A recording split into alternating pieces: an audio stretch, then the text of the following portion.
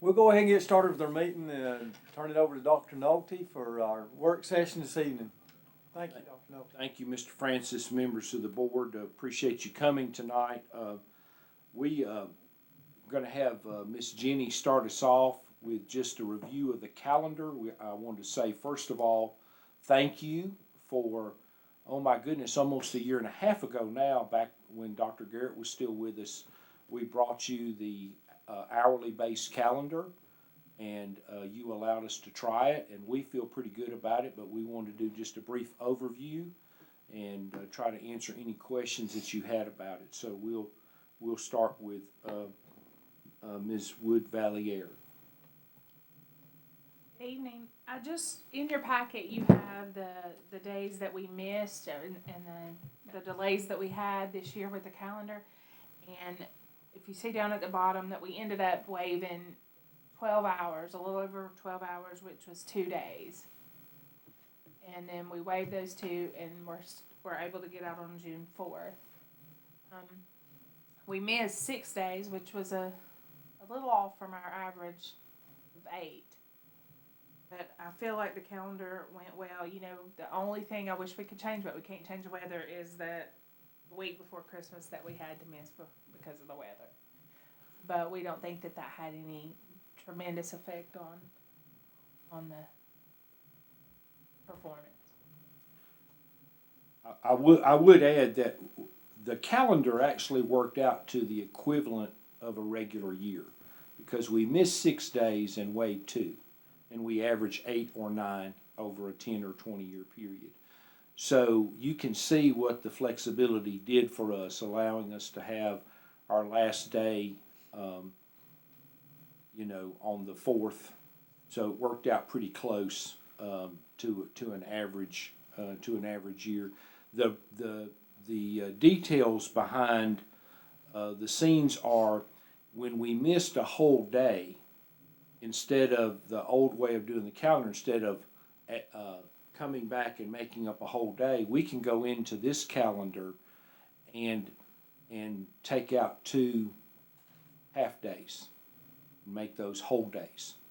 And so it's not costing us another day on the calendar, we're just staying there longer. So that and adding up the hours really is beneficial, plus the flexibility that you gave us to waive up to 4 days. I think the most confusing thing for me was, and we'll present it a little differently in next year's draft when we distribute it, was everybody thought that we would waive the days as we went along, and what we really wanted to do was get to the end and make sure our high school testing was on a really good schedule. And I think everybody understands now that we'll decide at the end if we're waiving 0 or 1 or 2 or 3 or 4 to make the best schedule. But I just want to thank you again for allowing us to try that. That's want to give credit where credit's due. That's something that you all approved while Dr. Garrett was still here, and then you approve it sometime in advance. So it took us a little while to get it in place and actually do it. But any other questions or comments on the calendar? The only thing I want to add is that I think that the employees have been happy having these work days at the end, which is something new that we haven't been able to have in the last few years because of weather. So they're able to have 4 work days at the end of the school year to get things closed out. I had some people ask me if we could end school on a half a day for the students. It's more of a testing question. So. That was just the. I don't know. I had that question too at the grocery store. I was in the checkout line, and the lady looked at literally at Food Line, I think, or Ingles, one of those 2 places, and the lady said, "Now the last day's a half day, isn't it?" And I said, "Well, if you go pick up your child half a day and you talk to the principal and the teachers about that, that's between you and them. But the state requires us to do all of the high school testing and limit that testing to the last 5 days.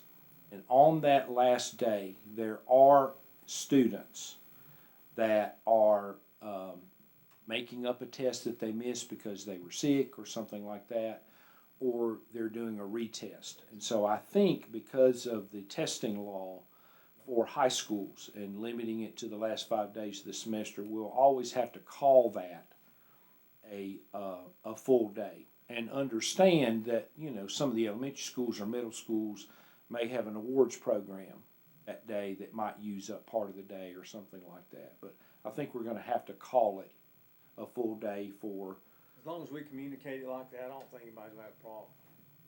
I mean, you know, that's a good answer. That's it.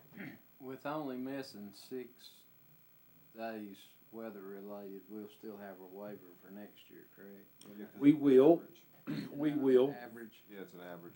Yeah, what the law says, and if I think I remember it correctly, you have to miss 8 or more days 4 of the last 10 years. It's funny how they write laws, but that's basically what it says.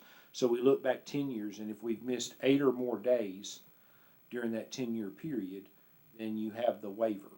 And you all, if you'll just think back a few years, we've had a couple 13s and a 9 and recently. So we're okay for 4 or 5 years. The year before last, it was 13 days. So we've had several days. We're okay for a few years. We're out earlier than a lot of schools down east, I know that, they're still going. Like Dare County, I was down there the other day and they're still going. Yeah. County's still going. And we, I'm still in. They go until next Tuesday.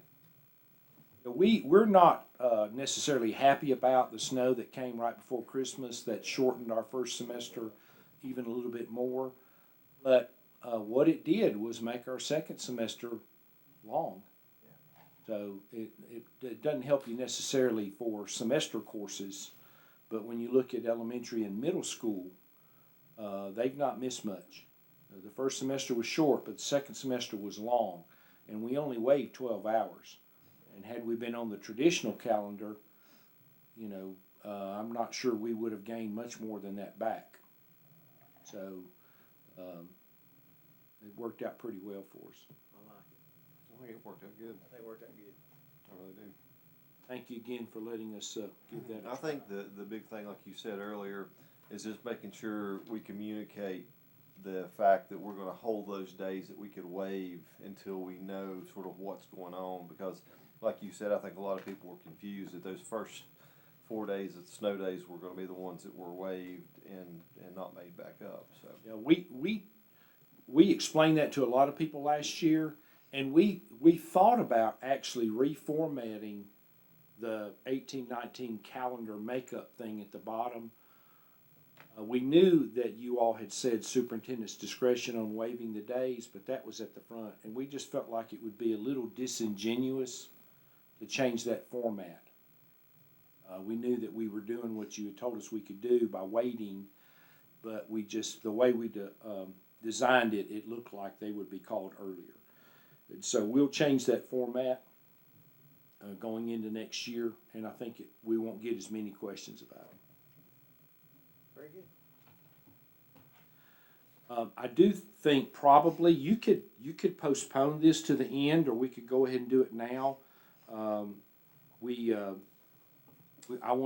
made a commitment to you all as a board last year when I was the interim and a new superintendent, that when we had high profile changes, that I would make sure that you got that information prior to the board meeting day.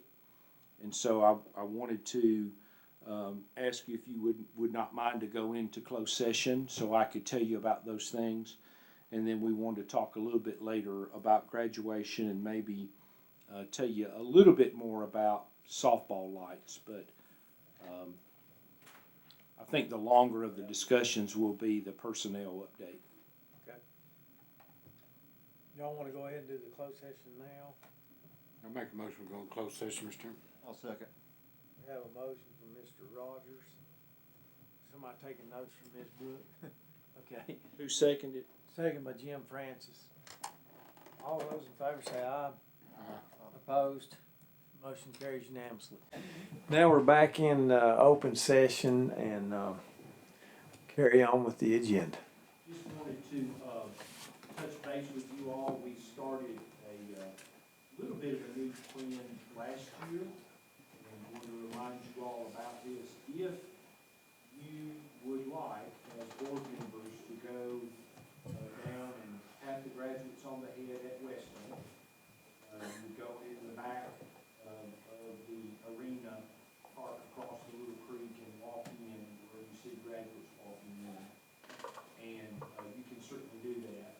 And then you can sit up in the stands with your family if you like. If you would like to sit on the floor, we started a practice last year of doing that. And what we have done is those of you who've been to graduations over there, you have the stage, and then in front of the stage you have students, and behind the students you have staff, and then there's the seating behind and around that. If you're looking from the stage back, in the back right corner is our AV team. We have a area where our AV team sits and records everything and then posts it to YouTube. And what we did last year, and a few of you took us up on this last year, we had some seats set near the AV team on the left edge. It's pretty discreet, and so we can be seen by a few people in the stands, but it's a discreet area. So if you want to go with us and sit there, I got two from Mr. Clark. I just want to make sure that we have enough seats down there. Pisgah's is 7 p.m. Friday. You're going to sit down there with us and pat the graduates on the head. I'd be in there about 6:20 or 6:30 or so you can spend 15 minutes with the kids, and then we'll go out and sit down, and then everybody else will parade out a few minutes later. And then Tuscola's is 11 a.m. on Saturday. So I just want to make sure we have enough chairs. So I have two. Central Haywood's at 3 at the college, but that's just usually reserved seating down on the floors. So I have, I think, 12. We asked them for 12 to 15 chairs. At the central office, we'll use probably 4 or 5 of those.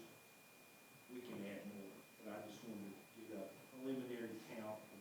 I'll be there in the back, but not up seating on the floor. So 2 more on the floor. Yep, 3.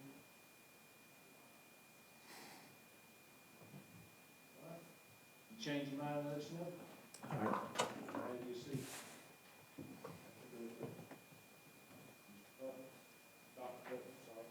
No, you're good. I don't even know my name, so it's been a long day. He and Jill have been very busy. We've been very, very busy.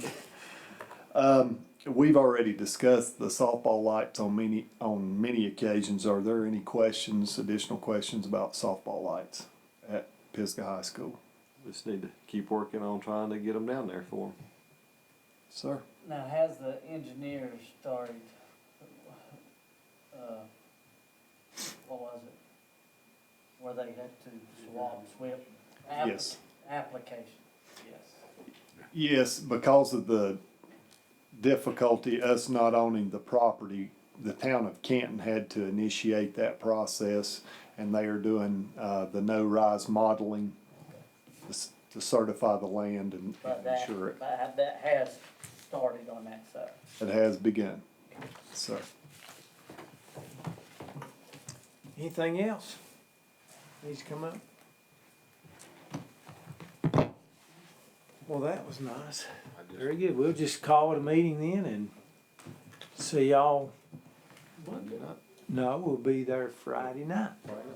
See Pisgah, and then Saturday morning, and then Saturday afternoon. It's gonna be the graduation weekend.